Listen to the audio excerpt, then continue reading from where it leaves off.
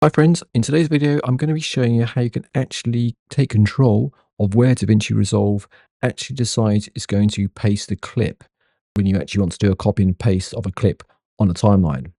Now for example, if I want to select a clip on this timeline just here on a video track 1, and let's say I actually want to copy it onto video track 2, not on video track 1, then what I thought I would normally do is I'd actually right click here on a video track 2, make sure it's selected, and then do paste. And what happens is that DaVinci decides it's going to just paste it back on video track 1, right on top of where I have other clips. And that's really not what I want at all.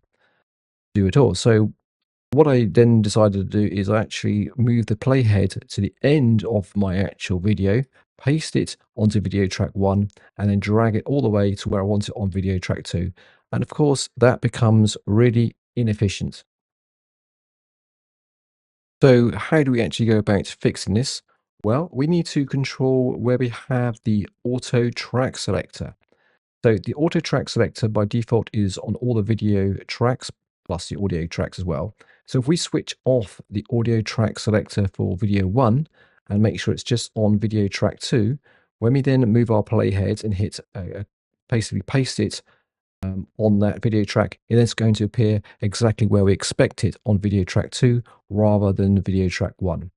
Whereas if they both are selected, so we have an auto track selector on 1 and 2, it is going to default to pasting it on the actual track where you actually copied it from, which is probably not what you want. So just remember that you just want to switch off the audio track selector on a video track 2 and then just paste it where you want on video track 2. Of course, if you actually have another video track, let's say you have video track 3, and then you actually want to paste it onto that guy, then of course what happens is it's going to start off and just paste it from the sort of lowest video track upwards. So it's going to go on video track 2 rather than video track 3, despite the fact you have this auto selector switched on. So if you want it on video track 3, then just make sure all the video tracks below video track 3 has that auto track selector switched off. And now if I go back to video track 3, paste it in, it's going to appear where I want it. So that's how you control where DaVinci Resolve actually decides it's going to paste the clips when you're doing copying pasting.